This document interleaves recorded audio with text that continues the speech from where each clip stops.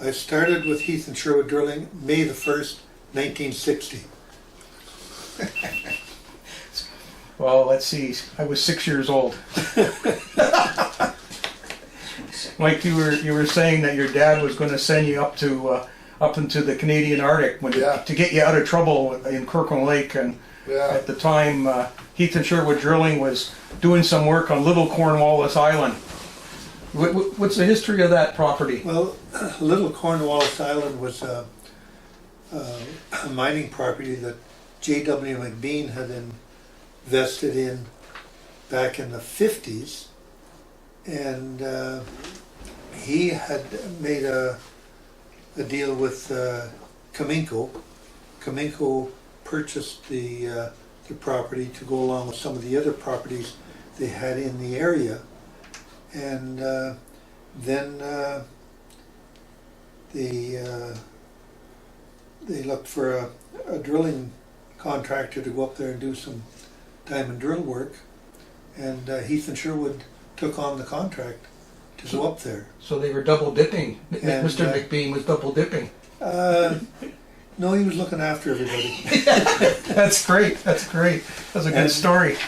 And the equipment went up there and stayed there for years. And then we would go up every spring and do a bunch of drilling and leave the equipment there for the next year. I have a good connection there because in my last job I worked for Outokumpu, and I spent a lot of trips to the mill at Polaris, Cominco Polaris, right, working on the flotation circuit. So I didn't realize there was such a connection to the past, to Heath and Sherwood Drilling, that did all the drilling much before I was there. That's right, yeah. You're doing great. Okay, Dave's got a few things here. We're gonna want to ask you a few points of history and see if they jog some things from the past. Okay, Grenville, it's my understanding that in 1951 Heath and Sherwood split and it became two identities as Heath and Sherwood Drilling and Heath and Sherwood Limited. Can you tell me just a little bit about that? Yeah, well, Heath and Sherwood was formed back in about 1927, somewhere around there, and it was owned and operated by the two brothers, Mr. Heath and Mr. Sherwood, and they operated out of a couple of different locations in Kirkland Lake and doing the drilling for the mines, and so there wasn't that many manufacturing companies at the time that manufactured diamond drill equipment or other equipment that was associated with it. And so they decided that they would form two companies, and so one could focus on diamond drilling and the other could focus on the manufacturing for supplies for diamond drilling and supply the market. So one of the individuals, I'm not sure which one it was now, passed away, Mr. Heath and Mr. Sherwood, and Mr. J.W. McBean got involved. Now he was a doctor of geology, and he was a geologist, chief geologist at the Upper Canada Mine. And so then he got involved with the Heath and Sherwood Drilling Division and took it over. And then the Chandlers and a couple of other gentlemen, Mr. Irving, took over the Heath and Sherwood manufacturing. Now that was situated on Duncan Avenue beside the Northern Daily News. Prior to that, it was across the street for a few years. Then it moved there, and beside that building there was a couple of big Quonset huts.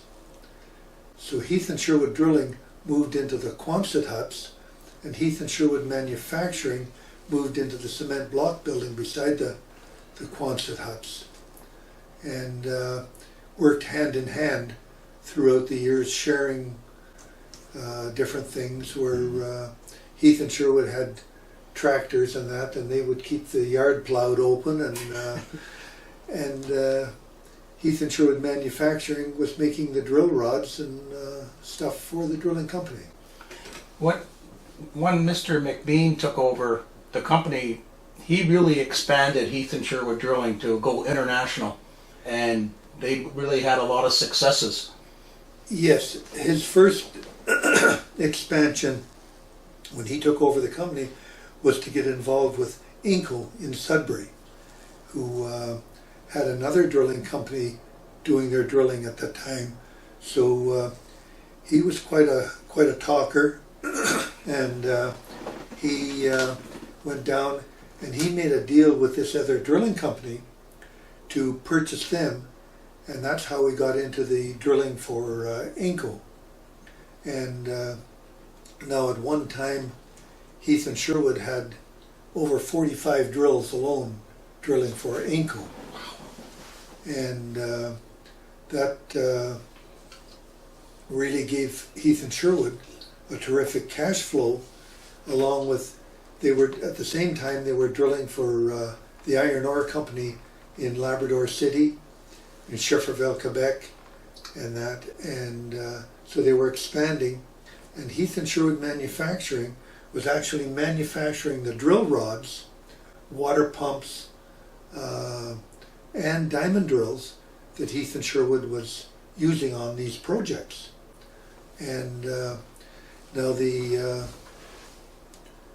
expansion was quite rapid in the drilling industry, and then there was another slowdown in the mineral exploration, but there was an expansion in the oil field development.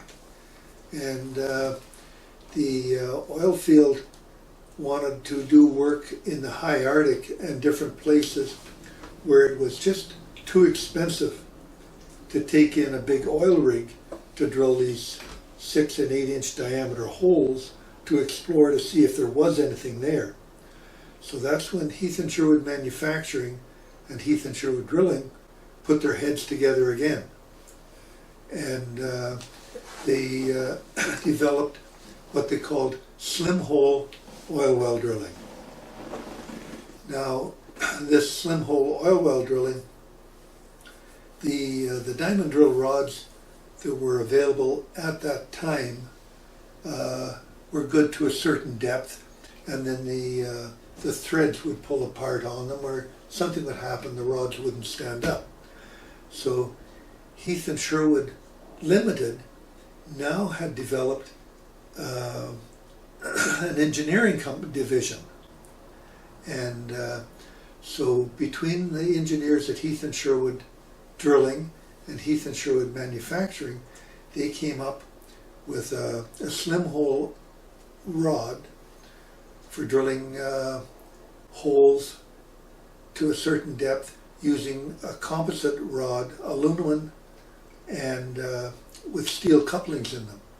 So the aluminum rod was to get rid of the weight, and the steel couplings were to handle the depth of the holes. And so they said, okay, now we've got these rods and that, we have to look at a machine that's going to do the job. So again, the two divisions, the two companies, separate companies altogether, put their heads together and come up with a drill they called the HS 150. Because Heath and Sherwood Manufacturing used to manufacture drill was called the HS 45A. Now that was a deep hole rig at the time. JKS Boyles had a BBS 3 and a BBS 4 that were deeper capacities, but still couldn't handle what they wanted to do with the slim hole oil well drilling. Mm-hmm. So they come up with a design for what they call the HS 150, and that drill was designed originally to drill holes to 10,000 feet, which was unheard of. And so then they kept on improving it, and wound up it had a 60-foot pull, so it would pull 60 feet of rods at a time. The derrick was over 90 feet high, and was assembled laying flat on the ground and hoisted by itself. It didn't need a crane, any outside work. This drill pulled that mast up by itself, and then could go ahead and drill to these depths. So we drilled out in the high Arctic with it.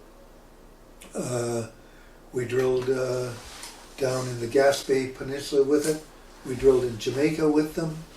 And then there was interest over in Africa, because the gold fields determined that there was gold ore down deeper than they'd ever explored yet. So one of these rigs were taken over there. Once it was over there, then automatically there was 3 more went over. And drilling these holes with these special rods that were made up. Now these rods would drill an H-size hole, which was close to 4 inch, and take out N-size core, which was close to 2 inch.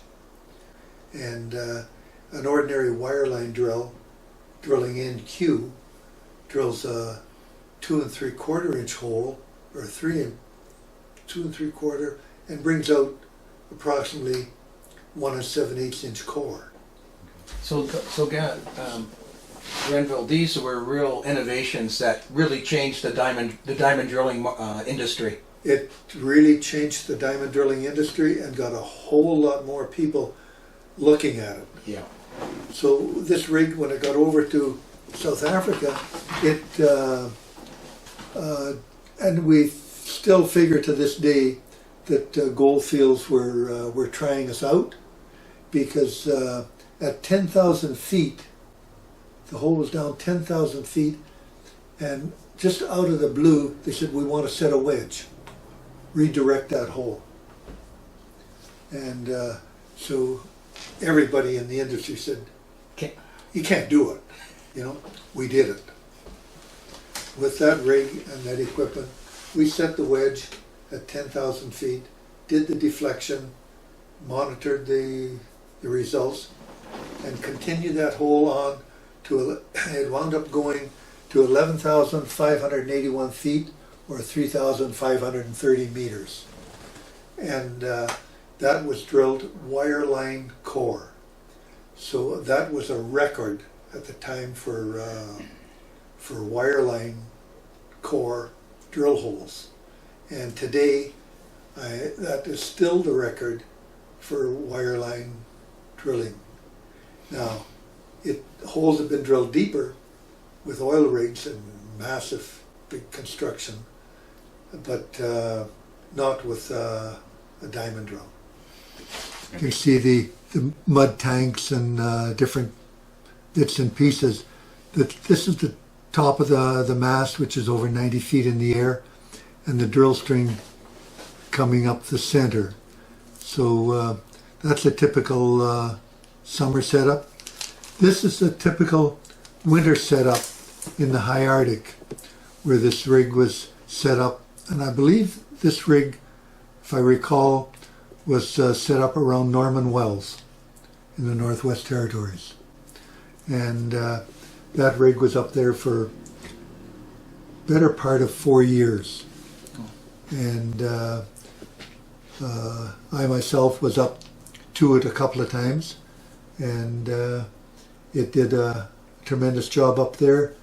Downtime was next to nil on them. We had hydraulic systems that used automatic transmission fluid in them for the hydraulics. Because it was so cold, you couldn't use some of the other oils. And at that time, synthetic oils weren't available that would work in all sorts of things. Now, in one of these rigs, one time we walked in there, and there was a small drip in the hydraulic system. And so that hydraulic oil, which was automatic transmission fluid, was actually stacked up like an upside down icicle for 3 feet. Whoa. That's how cold it was up there. You know, that's so there's no way that you could compare it to anything else. Wow.